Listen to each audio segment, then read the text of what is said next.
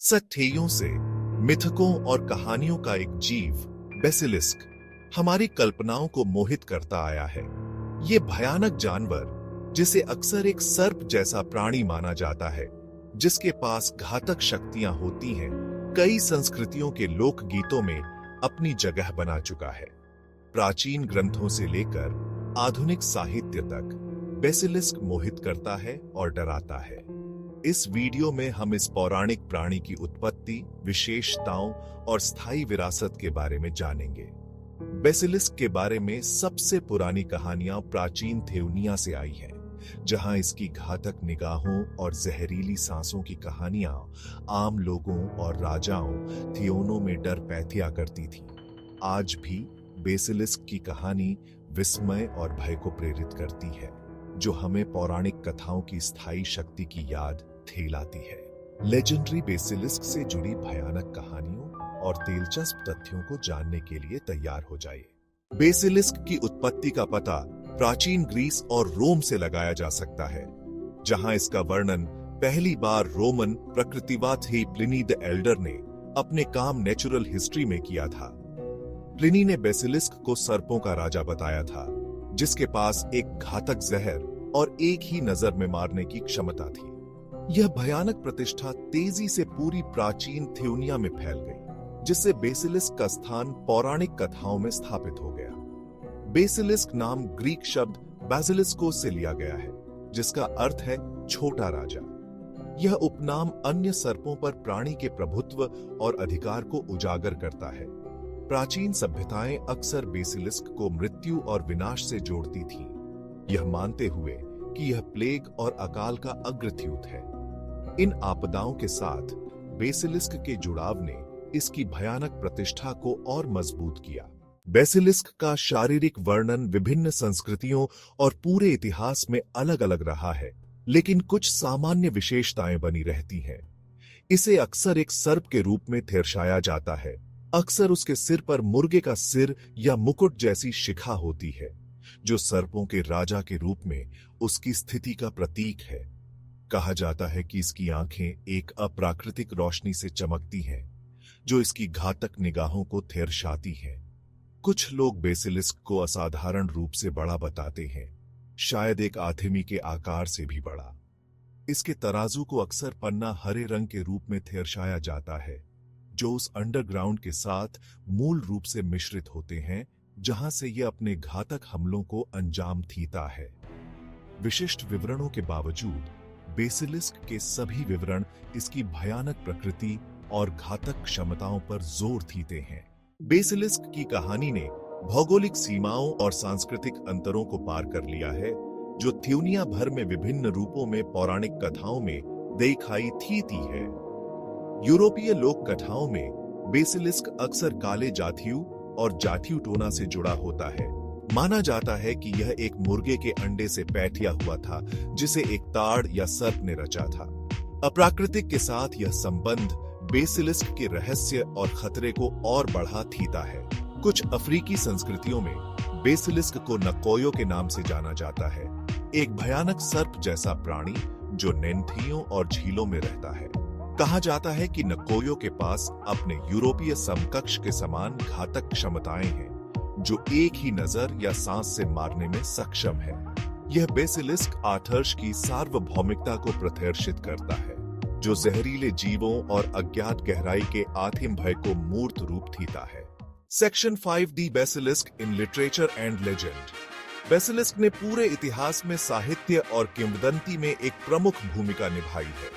साहित्य में बेसिलिस्क की सबसे प्रसिद्ध उपस्थिति में से एक विलियम शेक्सपियर के नाटक रिचर्ड दी थर्ड में है, जहां इसे नाममात्र के चरित्र की खलनायकी के रूपक के रूप में उपयोग किया जाता है। बेसिलिस्क का शेक्सपियर का उपयोग प्राणी के बुरे और भ्रष्टाचार के साथ स्थायी जुड़ाव को उजागर करता है। बेसिलिस्क की एक और उल्लेखनीय उपस्थिति जेके राउलिंग के Harry Potter and the chamber of secrets में है।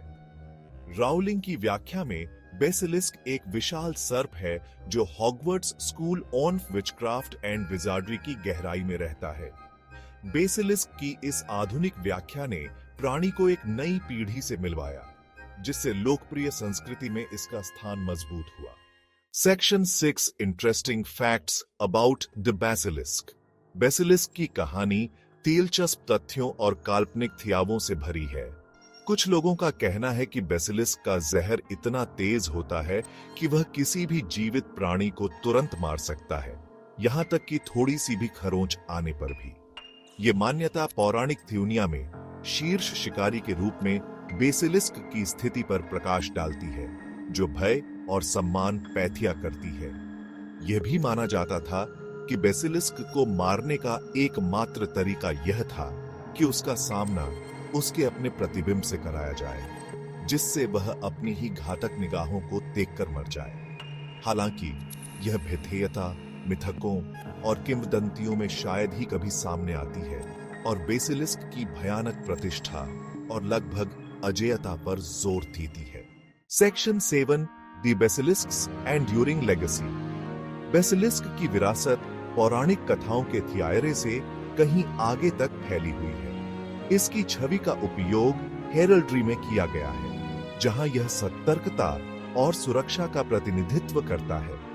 यह प्रतीत होता है कि विरोधाभासी प्रतीकवाद बेसिलिस्क के त्योहरे स्वभाव को वह टेरर के प्राणी और शक्ति के प्रतीक त्योनों के रूप में उजागर करता है। बेसिलिस्क ने कला, साहित्य और फिल्म के अनगिनत कार्यों को भी प्रेरित किया है। मध्ययुगीन टेपेस्ट्री से लेकर आधुनिक डरावनी फिल्मों तक बेसिलिस्क हमारी कल्पनाओं को मोहित करना जारी रखता है और पौराणिक कथाओं की स्थायी शक्ति की याद दिलाता है। लोकप्रिय संस्कृति में इसकी निरंतर उपस्थिति इसकी स्थायी अपील और सांस्कृतिक सीमाओं को पार करने की क्षमता को दर्शाती है। Section 8 the basilisk in modern culture. Basilisk की कहानी आधुनिक संस्कृति में पनप रही है, जो विभिन्न प्रकार के मनोरंजन और मीडिया में दिखाई देती है। वीडियो गेम में बेसिलिस्क को अक्सर एक थ्योर्जेय दुश्मन के रूप में दर्शाया जाता है, जो अपनी घातक निगाहों और जहरीले हमलों से खिलाड़ियों को चुनौती देता है।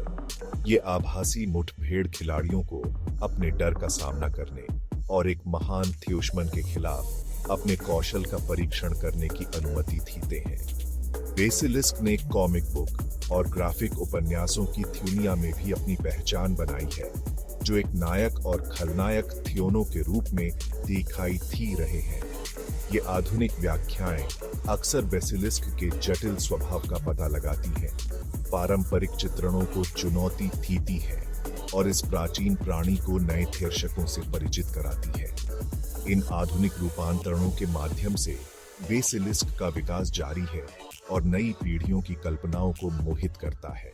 Section 9 conclusion the basilisk's place in our imagination.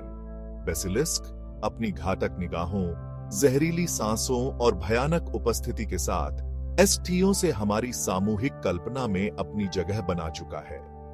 प्राचीन पौराणिक कथाओं से लेकर आधुनिक मनोरंजन तक ये पौराणिक प्राणी मोहित और भयभीत करना जारी रखता है, जो हमें कहानी कहने की शक्ति और अज्ञात की स्थायी अपील की याद दिलाता है।